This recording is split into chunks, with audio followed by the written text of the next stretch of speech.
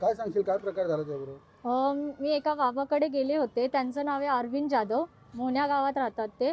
तर त्यांच्याकडे मी माझ्या फॅमिली प्रॉब्लेमसाठी गेले होते. घरामध्ये थोडे प्रॉब्लेम होतं, ते सॉल्व्ह करण्यासाठी मी तिकडे गेले. पण त्या बाबांनी माझ्यासोबत खूप घाणेरड्या प्रकाराने कृत्य केले. म्हणजे की मी माझ्या रिलेटिव्हला घेऊन गेले होते. एका रूममध्ये मला बसवलं.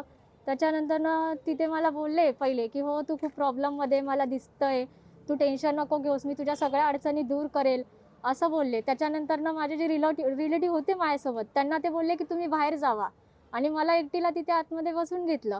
आणि आतमध्ये बसून घेतल्यानंतर माझ्यासोबत बोलत होते की तू खूप प्रॉब्लेममध्ये, तुझ्या अडचणी मी दूर करेल, अशा प्रकारे ते पूर्ण माझ्या बॉडीला टच करत होते. म्हणजे फर्स्ट मला पूर्ण पूर्ण म्हणजे पूर्ण बॉडीला टच केले.